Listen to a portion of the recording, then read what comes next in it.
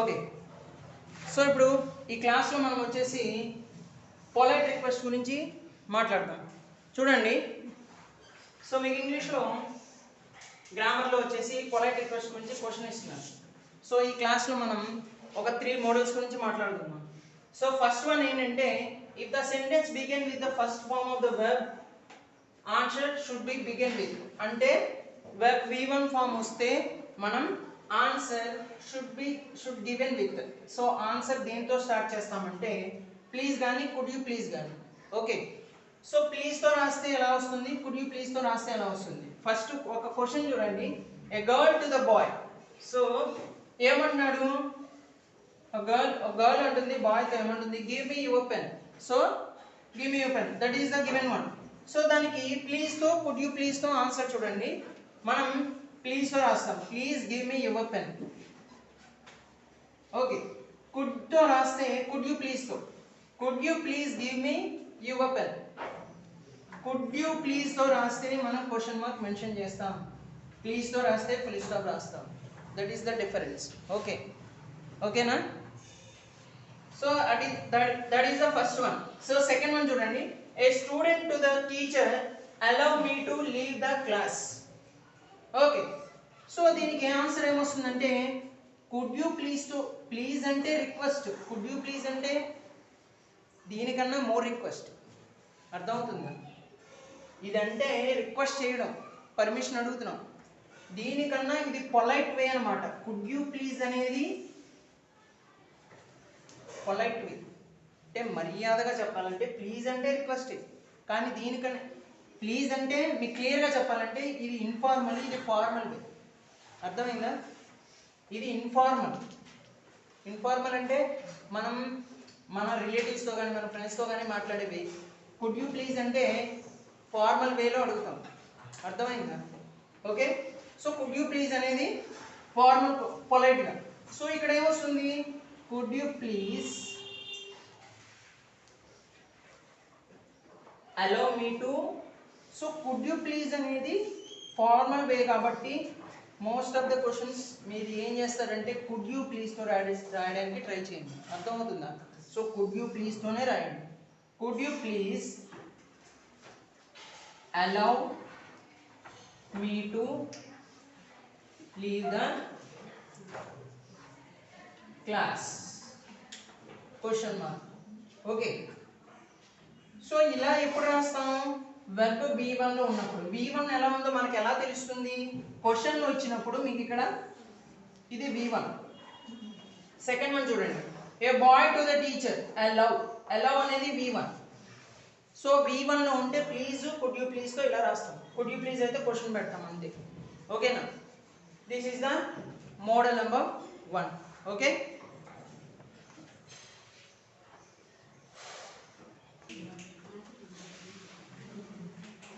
Okay. So ఇప్పుడు next model చూడండి, model number 2. If the sentence begin with the question words like where, when, who, what, answer should begin with. So questions అడిగినప్పుడు first model మనం ఏం చెప్పుకున్నాం, ఏదైనా verb V1 లో ఉంటే ఎలా రాయాలి. సో అదే ఇప్పుడు క్వశ్చన్ ఫామ్లో ఉంది. క్వశ్చన్ ఫామ్లో ఉన్నప్పుడు అంటే WH క్వశ్చన్స్లో ఉన్నప్పుడు man to the conductor. So ఇది పక్కన పెట్టేసి మీకు మెయిన్ థింగ్ ఇది, what is the bus fare to Vijayawada. So ఇలాంటివి ఇచ్చినప్పుడు చాలా ఈజీ అండి. ఇక్కడ మీకు హెల్పింగ్ వర్బ్స్ ఉన్నాయి కదా, what is the bus fare to Vijayawada.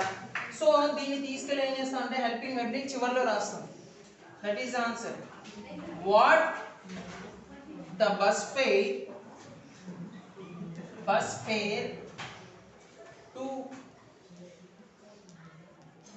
Vijayawada is, question mark. So this is your answer, what the bus fare to Vijayawada is.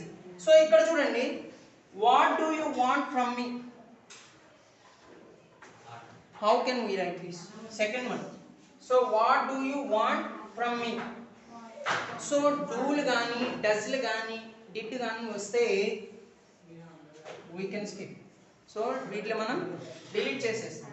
So what you want from me. Okay, so డూలు కానీ గుర్తుపెట్టుకోండి, do did does అంతే. ఈ 3 వస్తే మనం వాటిని skip చేసి remaining question మనం రాస్తాం. అర్థమవుతుంది ఆన్సర్ ఇది. సో ఈజ్ కానీ వజ్ కానీ వర్ కానీ యామ్ కానీ ఇలాంటివి వస్తే మాత్రం లాస్ట్లో రాస్తాం. కెన్ వచ్చినా లాస్ట్లో రాస్తాం. కెన్ వస్తే డిలీట్ చెయ్యం, కెన్ వస్తే వదిలేయం. Only do did does. అర్థమవుతుందా? సో కెన్ ఇక్కడ ఫర్ ఎగ్జాంపుల్ చూడండి,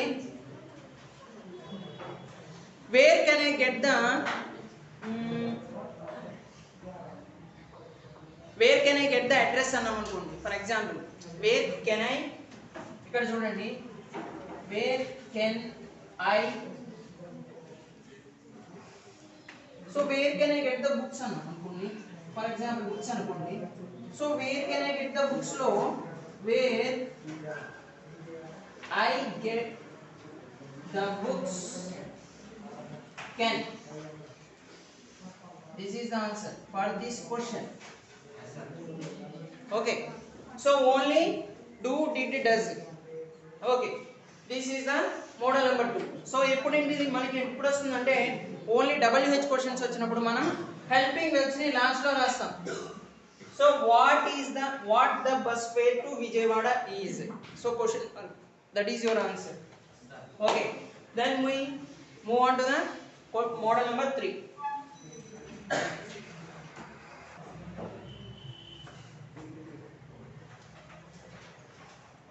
Okay, so next one, model number 3.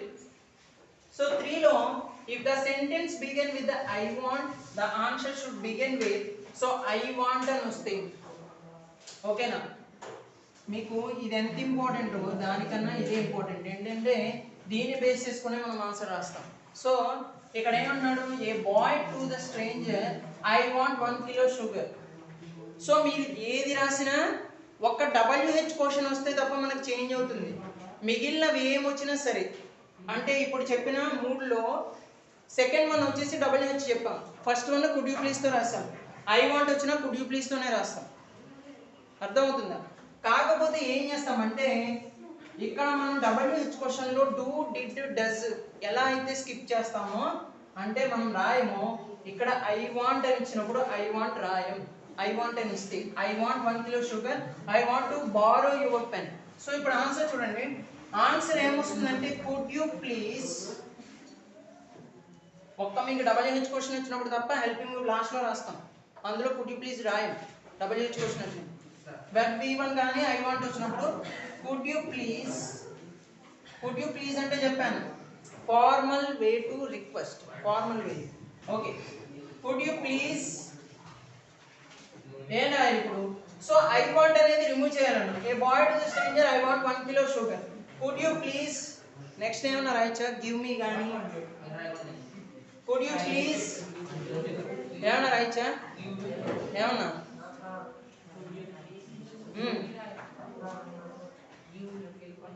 ఏం రాయచ్చు.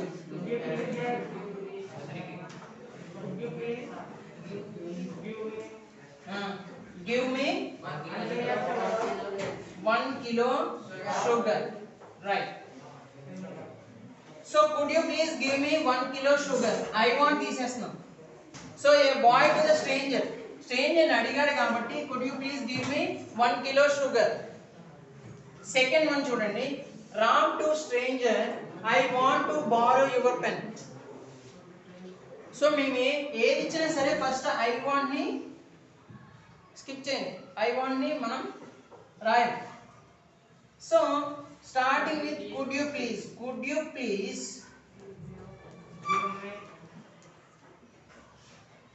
సో ఇక్కడ బారో అన్న గివ్ అన్న సేమ్ మీనింగ్ వస్తుంది యాక్చువల్గా మనం చెప్పాలి అని అనుకుంటే. ఓకే, కుడ్ యూ ప్లీజ్ కి బారో అని. So could you please direct గా బారో రాసేసి మనం borrow your pen. Okay, so give మీ ఎందుకు రాయమంటే గివ్ అన్న ఇవ్వమని, బారో అన్న ఇవ్వమని. సో బారో అంటే అడగడమే కదా, ఇంకా గివ్ ఎందుకు రాయడం. అర్థమవుతుందా?